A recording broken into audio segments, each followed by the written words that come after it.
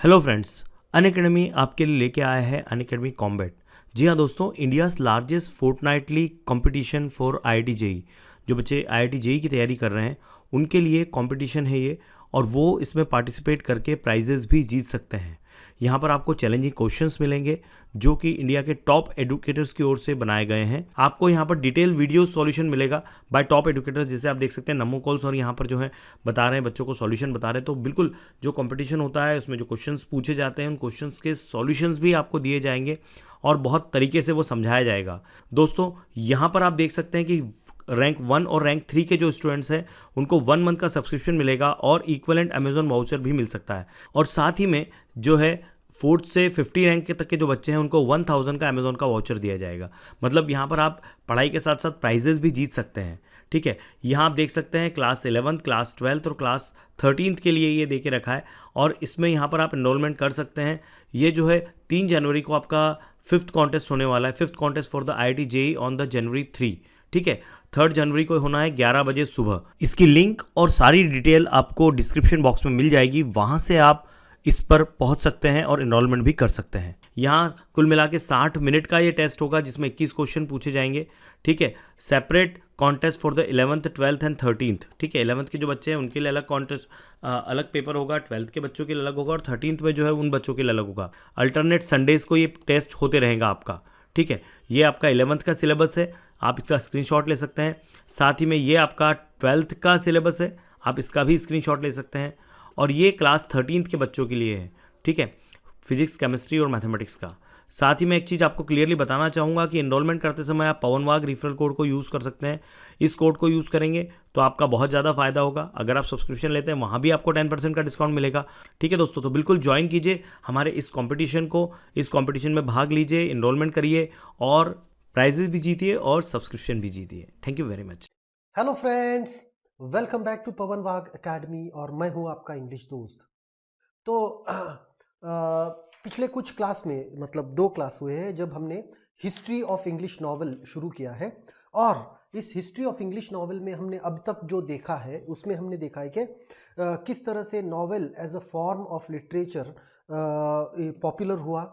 क्यों पॉपुलर हुआ, उसके कारण भी थे कि जैसे जैसे शिक्षित लोगों की संख्या बढ़ने लगी उस तरह से उनको कुछ पढ़ने के लिए चाहिए था, और न्यूज़पेपर के अलावा कुछ भी नहीं था, क्योंकि ड्रामा जिसको नाटक हम कहते हैं वो नाटक तो सिर्फ अमीरों की क्या कहते हैं उसको, एक हॉबी हुआ करती थी, और इसीलिए को उनके पढ़ने के लिए कुछ ना कुछ चाहिए था। तो उस तरह से फिर वो नॉवेल एज अ फॉर्म एक आया, मतलब आया उसकी वजह से नहीं पर आया, तो हाथों हाथ इन लोगों ने उसको सर पर उठा लिया और वो बहुत ही पॉपुलर हुआ। तो फिर हमने उसमें ये भी देखा कि किस तरह से शुरुआत हुई। जैसे 1010 में हमने देखा है कि टेल ऑफ गेंजी नाम का जो मुरासाकी शिकुबू ने लिखा है वो एक नॉवेल था। फिर किस तरह से 17वें शतक में आते आते उसको एक अच्छा सा फॉर्म मिल गया, और उसके बाद में हमने देखा कि जॉन बनियन का पिलग्रिम्स प्रोग्रेस हो, या फिर ओरुनोकू हो बाय एफ्राबेन, या फिर उसके बाद में आने वाले बहुत सारे नॉवेल्स हैं। और उसके साथ में हमने देखा कि लॉरेंस स्टर्न हो, टोबियस स्मॉलेट हो, या फिर जोसेफ कॉनरैड, हेनरी जेम्स, जो डीएच लॉरेंस वगैरह वगैरह, इस 19वीं सदी में आते आते वो किस तरह से पॉपुलर हुआ। और उसके बाद में फिर हमने कुछ और भी नाम देखे जिसमें हमने देखा Margaret Atwood, Toni Morrison, Alice Walker, ये अभी के मतलब रिसेंट के। और फिर हमने ये भी देखा कि किस तरह से भारत में उसका प्रवेश हुआ, और भारत में सबसे पहले जो 3 लोग थे, बंकिम चंद्र चटर्जी द्वारा राजा मोहन वाइफ की द इंडियन फील्ड नाम से जो नॉवेल आई थी, उसके बाद में 3 लोग हमने देखे कि जो भारत में इसको पॉपुलर करने के लिए बहुत जाने माने नाम है। वो 3 नाम कौन कौन से हैं? मुल्कराज आनंद, आर के नारायण और राजा राव, है ना। उसके बाद में हमने देखा कि किस तरह से फिर अमिताभ घोष, विक्रम सेठ ने उस परंपरा को आगे बढ़ाया, और फिर आज के अरविंद अडिगा हो, या अरुंधति रॉय हो, या फिर किरण देसाई हो, किरण मुलगांवकर हो, किरण नगरकर हो, इन सारे लोगों ने उसको आगे बढ़ाया। फिर हमने देखा कि नॉवेला जो लघु कथा से थोड़ा बड़ा होता है, और एक बड़े नॉवेल से वो छोटा होता है, ये नॉवेल हमने देखा। उसमें भी उसके कुछ उदाहरण हमने देखे, जैसे heart of darkness, turn off the screw वगैरह वगैरह। अभी आगे जब हम बढ़ना है हमको, तो आगे हमें दो चीज़ें देखनी है। एक तो एलिमेंट्स, मतलब उसके क्या मुख्य भाग होंगे नॉवेल के या नॉवेला के, और दूसरी चीज़ होंगी टाइप्स ऑफ नॉवेल्स। ठीक है, तो चलिए फिर आगे बढ़ते हैं एलिमेंट्स ऑफ नॉवेल की तरफ। There are 6 elements essential of novel और नॉवेला। ऑल दीज फैक्टर्स में be related to one another in work by an author. मतलब क्या है कि 6 ऐसे मुख्य भाग होते हैं जो नॉवेल के लिए बहुत ही आवश्यक है। ये कभी कभी एक दूसरे से बहुत ही जुड़े भी हो सकते हैं, है ना।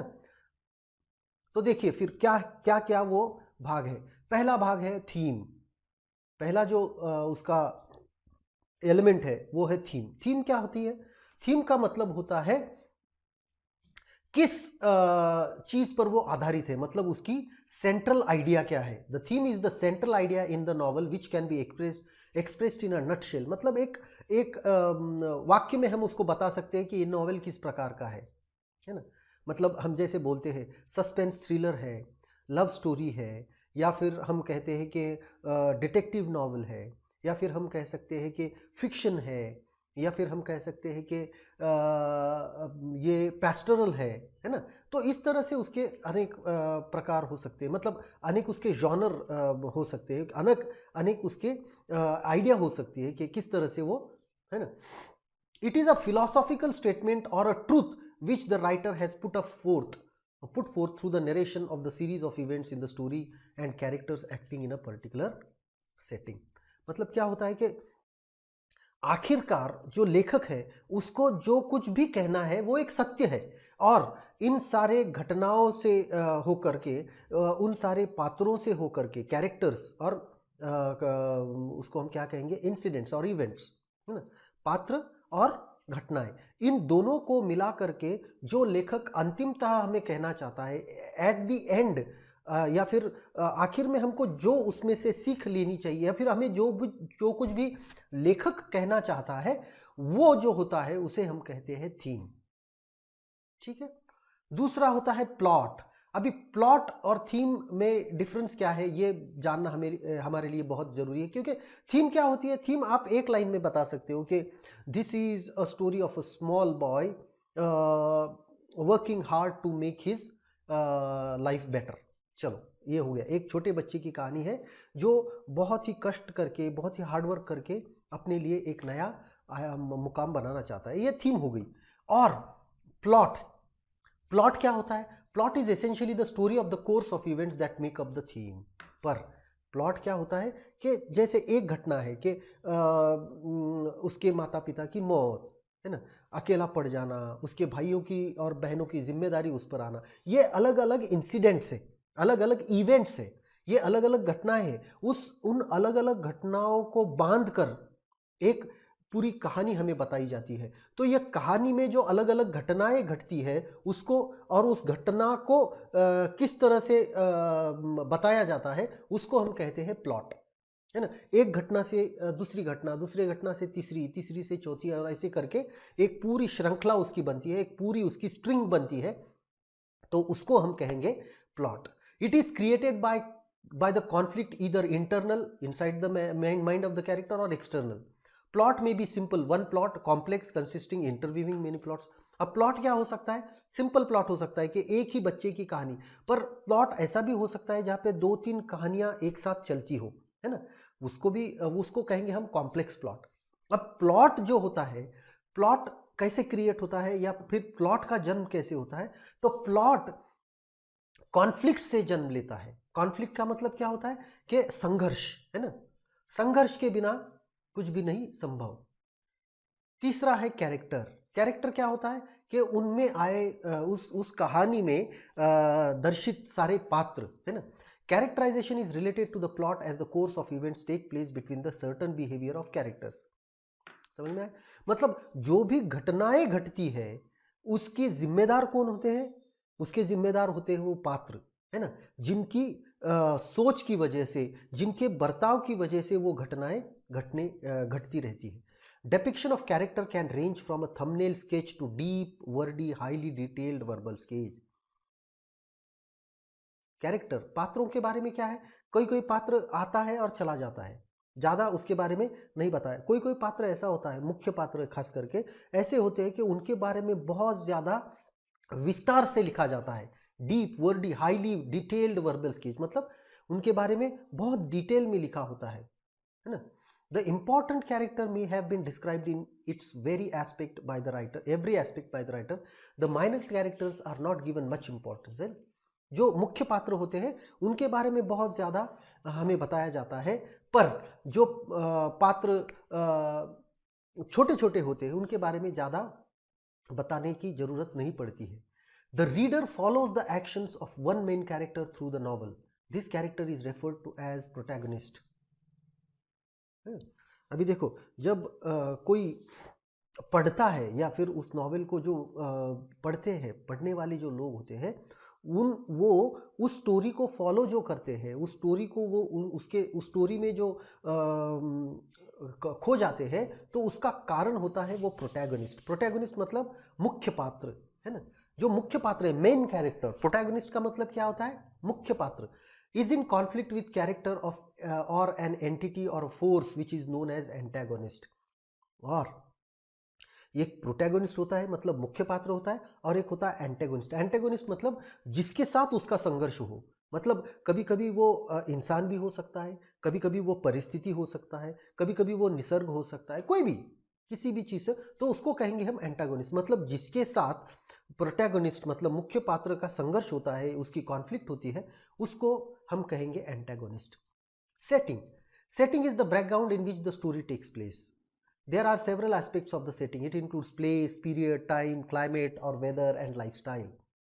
सेटिंग का मतलब क्या होता है कि वो घटना जो घट रही है वो कहाँ पर घट रही है, किस, अब इस सेटिंग्स को हम अलग अलग मायनों में उसको देख सकते हैं। जैसे कि हम उसको जगह, प्लेस कह सकते हैं, वो पीरियड मतलब कौन से वक्त में वो घटना घटती है, टाइम, पीरियड का मतलब क्या होता है कि इतिहास में अगर हिस्टोरिकल नॉवेल है तो वो पीरियड कौन सा होगा, मतलब ब्रिटिश रूल होगा या फिर कोई ऐतिहासिक पार्श्वभूमि उसको होगी। टाइम मतलब टाइम कौन सा है, कौन से वक्त में होती है, ठीक है। हम कहेंगे ब्रिटिश राज में होता है, पर ब्रिटिशों ने 150 साल राज्य किया है, तो उसके किसी 2-3 साल में वो घटना घटती है ना, तो उसको कहेंगे हम टाइम। क्लाइमेट और वेदर एंड लाइफस्टाइल, क्लाइमेट और वेदर मतलब उस समय के सामाजिक जीवन कैसा होता था, है ना, लाइफस्टाइल क्या होती थी, लोग कैसे तरह से किस तरह से जीते थे, उनके आजीविका का साधन क्या था, ये सारी चीज़ें उसमें। Plot and character are the two major elements that are affected due to setting.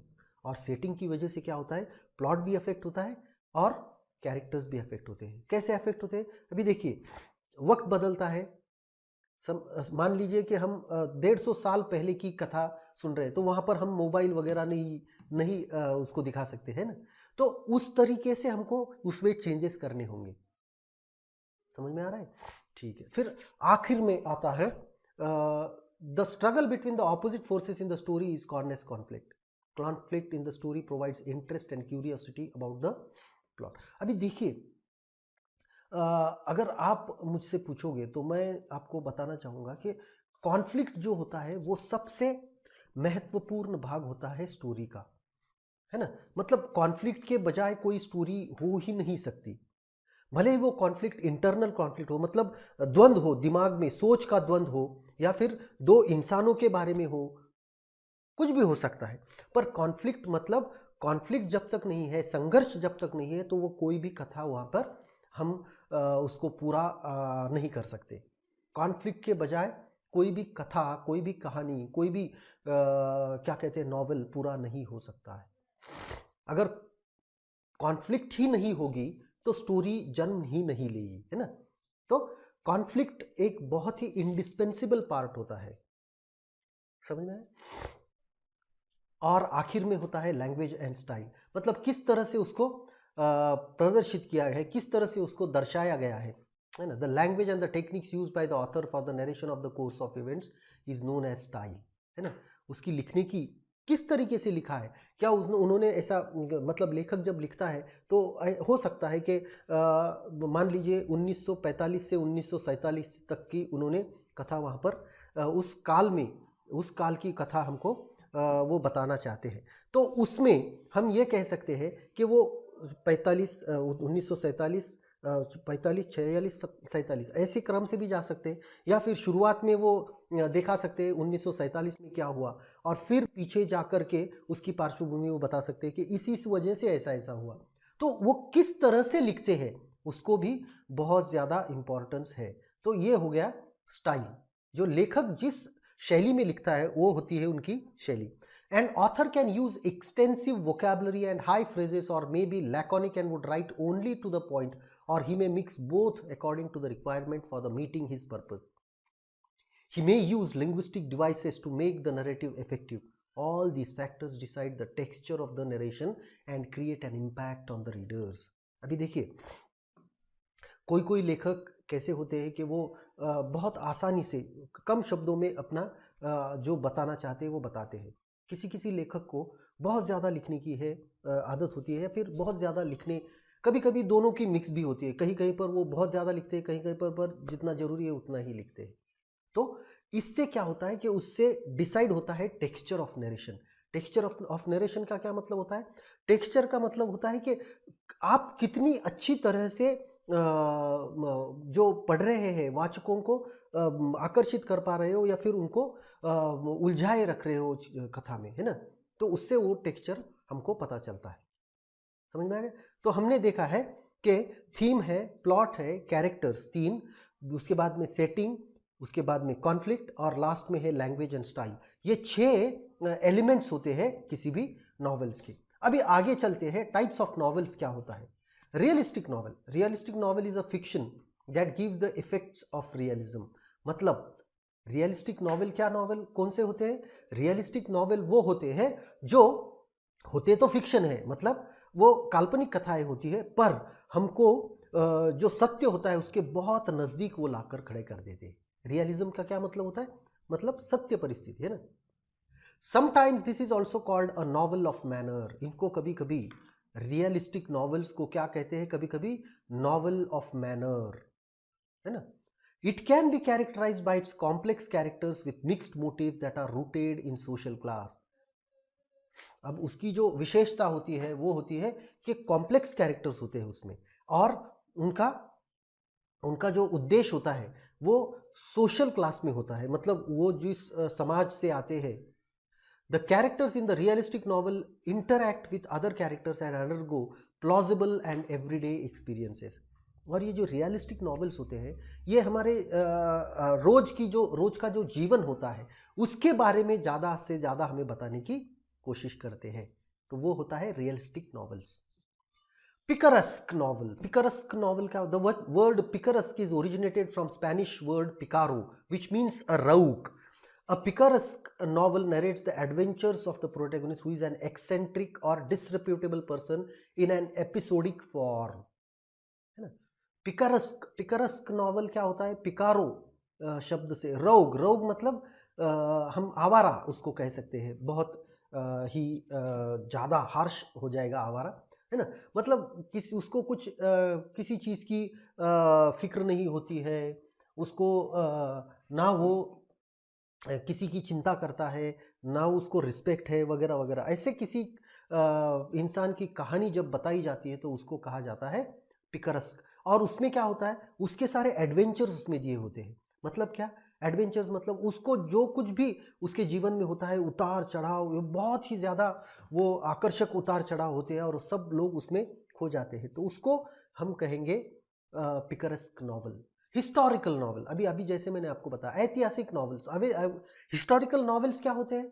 वो नॉवेल होते हैं किसी एक ऐतिहासिक काल के बारे में वो हमें बताते हैं, है ना। जैसे आज मैं लिख रहा हूँ, पर आज लिख रहा हूँ मैं 1980 की, तो वो हो गया हिस्टोरिकल नॉवल।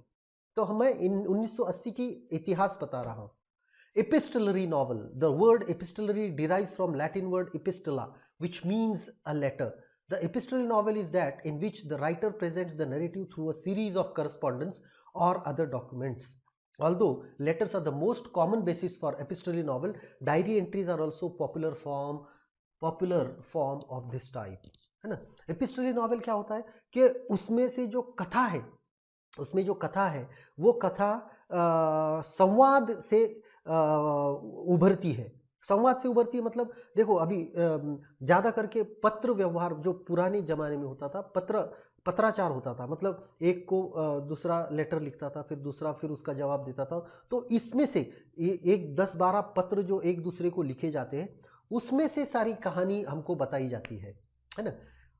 हालांकि लेटर ये बहुत ही कॉमन फॉर्मेट है एपिस्टोलरी नॉवेल का, पर उसके साथ साथ डायरी एंट्रीज भी उसमें कभी कभी शुमार कर सकते हैं हम। मतलब अभी देखिए एपिस्टोलरी नॉवेल का सबसे अच्छा एग्जाम्पल कौन सा है, कोई बता सकता है? एपिस्टोलरी नॉवेल का सबसे अच्छा एग्जाम्पल होगा the diary of a young girl, Anne Frank के द्वारा लिखी गई एपिस्टोलरी नॉवेल, उसको हम एपिस्टोलरी नॉवेल कह सकते हैं। Gothic novel, the novel that includes terror, mystery, horror, thriller, supernatural, doom, death और डिके और haunted buildings are called as gothic novels. Gothic novels क्या होते हैं कि जिसमें क्या कह सकते हैं, भूत प्रेत, आत्मा, सस्पेंस, थ्रिलर, सारी चीज़ें जिसमें होती है, जिससे हमें उत्कंठा भी लगती है और डर भी लगता है, ऐसी सारी चीज़ें जो होती है उसको हम कह सकते हैं गॉथिक नॉवेल। ऑटोबायोग्राफिकल नॉवेल क्या होती है? ऑटोबायोग्राफिकल मतलब आत्मचरित्रात्मक, है ना? The autobiographical novel is based on the life of the author, however the author changes the places, names. और ये ऑटोबायोग्राफिकल का नॉवेल होती क्या है कि जो राइटर होता है वो अपनी खुद की कहानी बताना चाहता है, पर उसमें सारे पात्र के नाम वगैरह, जगहों के नाम वगैरह सब बदल दिए जाते हैं। और इसको हम पहले पर्सन नरेशन में लिख सकते हैं या थर्ड पर्सन नरेशन, ठीक है? Allegorical novel, an allegorical story is that bears more than one level of meaning. The surface meaning of such novel is different from the symbolic meaning. The symbolic meaning of an allegory may be political, religious, historical or philosophical. Allegorical story क्या होती है? जो एक से ज़्यादा हमको कुछ बताने की कोशिश करता है। मतलब पढ़ने के बाद जो हम पढ़ रहे हैं उससे तो हमें कुछ अलग स्टोरी लगती है, पर उस पर सोचने के बाद हमको समझ में आता है कि अरे नहीं, इसमें तो ये इसके बारे में लिखा गया है, इसमें तो इस पॉलिटिकल लीडर के बारे में बताया गया है। मतलब वो ऐसे जिसको हम कह सकते हैं एलिगोरिकल, मतलब वो सिंबल यूज किया जाता है, सिंबलिकल होता है। यूटोपियन और dystopian novel, utopia is an imaginary community और society possessing the ideal qualities. It is common literary theme especially in science fiction और speculative fiction. यूटोपियन और डिस्टोपियन, यूटोपियन क्या होता है? एक आदर्श ऐसा समाज, है ना? तो उसके बारे में जब लिखा जाता है तो उसको हम कहते हैं यूटोपियन नॉवल। यूटोपियन नॉवल में क्या होता है, जनरली बहुत ही आदर्श समाज दिखाया जाए। जनरली साइंस फिक्शन में ये होता है, देखो टाइम मशीन से हम वहाँ पर जाते हैं तो वहाँ पर देखते हैं कि सारा कुछ एकदम आदर्श है, वहाँ पर कोई गंदगी नहीं है, वगैरह वगैरह सारी चीज़ें उसमें हो सकती। Psychological novel, psychological novel is the work of fiction that treats the internal life of protagonist or even the other characters as much as external factors. Psychological novel क्या होता है कि किसी कैरेक्टर के, किसी पात्र के दिमाग में क्या चल रहा है उसको भी उतना ही महत्व दिया जाता है जितना कि कैरेक्टर्स को दिया जाता है। तो उसके बारे में जब बताया जाता है तो उसको हम कहेंगे psychological novel. Stream of consciousness novel, देखो सबसे बढ़िया एग्जाम्पल हमारा जो लेसन हमने पढ़ा है ना, लेसन इसका वर्जीनिया वुल्फ का जो लेसन है द न्यू ड्रेस लेसन जो है वो स्ट्रीम ऑफ कॉन्शियसनेस नॉवल का सबसे अच्छा एग्जाम्पल है। उसमें क्या होता है? Stream of consciousness is a phrase coined by William James in his treatise principle of psychology. It means the flow of thoughts. Incidents in the plots are in a sequence of their occurrences. The novelist narrates them as they enter the mind of character. मतलब इसमें क्या होता है कि narrator उनके सोच के बारे में ज़्यादा लिखता है। मतलब ऐसा उसको लग रहा था कि शायद अभी यहाँ पर कुछ नहीं होगा और वो शायद यहीं पर खड़े खड़े नीचे गिर जाएगी, मर जाएगी, वगैरह वगैरह वगैरह। मतलब ऐसा लेखक दर्शा रहा है, हमें उसके दिमाग के अंदर लेकर जा रहा है, तो उसको कहते हैं। तो थॉट्स जो होते हैं, incidents in the plots are in sequence of their occurrence. Thoughts जो होते हैं उसको ज़्यादा उसमें क्या कहते हैं, थॉट्स को दर्शाया जाता है, पर दर्शाने के साथ साथ थॉट्स के बारे में अब जैसे वो आ रहे हैं दिमाग में वैसे ही वो आगे बढ़ते हैं। बिल्डंग्सरोमन क्या होता है? German bildungsroman incidents indicates growth. The fictional biography or autobiography is concerned with the growth of protagonist mind, spirit and characters from the childhood to adulthood. Bildungsroman में क्या होता है, एकदम बहुत ही सिंपल है। ये जर्मन वर्ड है। जर्मन वर्ड, इसका मतलब क्या होता है कि बिल्डिंग और बढ़ना, ग्रोथ, है ना। अभी इसमें क्या होता है कि किसी कैरेक्टर के बारे में, जब वो पैदा हुआ, उसके बचपन से लेकर के उसके बुढ़ापे तक की स्टोरी, मतलब वो बढ़ते जा रहा है ना। तो इस तरह से जब होता है तो उसको हम कहेंगे बिल्डिंग्सरोमन, है ना। In the first half of 20th century, so ये सारे प्रकार है नॉवेल्स के, है ना। हमने देखे अभी तक, कौन से देखे, रियलिस्टिक नॉवल देखा, पिकरस्क नॉवल देखा, हिस्टोरिकल नॉवल देखा, एपिस्टोलरी नॉवल देखा, गॉथिक नॉवल देखा, ऑटोबायोग्राफिकल नॉवल देखा, allegorical, utopian, psychological novel, stream of consciousness novel और बिल्डिंग्सरोमन नॉवल। ठीक है, तो ये सारे 7 9 10 11 प्रकार हमने उसमें देखे हैं। तो चलिए फिर आगे बढ़ते हैं। In the first half of 20th century, cult of pulp magazines became popular in the fantastic fiction uh, for the general entertainment of masses, which was printed on cheap pulp paper. Pulp magazines मतलब क्या होता है कि वो magazine बहुत ही सस्ती क्या कहते हैं, कागज़ पे वो टाइप किए जाते हैं और उनके मैगजीन्स बनाए जाते हैं, तो वो बहुत ही पॉपुलर हुआ। The pulp fiction era provided a building ground for the detective novels and science fiction, और इसी ने ही उसको एक नींव, उसकी हम कह सकते हैं किसकी, साइंस फिक्शन की और डिटेक्टिव नॉवेल्स की नींव रखी है। Science fiction is a genre of speculative fiction dealing with imaginative concepts such as futuristic setting, futuristic science and technology, space travel, time travel, parallel universe, extraterrestrial life. Science fiction क्या होता है कि वो एक काल्पनिक कथा होती है जिसमें बहुत सारी काल्पनिक चीज़ों का इस्तेमाल किया जाता है, जैसे 100 साल के बाद में क्या टेक्नोलॉजी होगी, उसकी सेटिंग क्या होगी, घर कैसे होंगे, शहरें कैसे होंगी, वगैरह वगैरह वगैरह सारे चीज़ों के बारे में। मतलब साइंस फिक्शन क्या होता है, फिक्शन तो होता है, मतलब काल्पनिक तो होता ही है, पर उसमें साइंस का बहुत ज़्यादा क्या कहते हैं, महत्व होता है। तो कैसे डेवलप होगी टेक्नोलॉजी, है ना, तो उसी तरह से ये इसके बारे में बात करते हैं। Science fiction often explore the potential consequences of scientific and other innovations. अभी देखो इसमें क्या होता है, साइंस फिक्शन नॉवेल्स जो होती है, इसका ये एक आधार बन जाता है किस चीज़ का, जो नए वैज्ञानिक होते हैं उनको सोचने पर मजबूर करके। देखिए अगर मैं आपको एक उदाहरण बताऊं, उदाहरण के तौर पर जूल्स वर्न,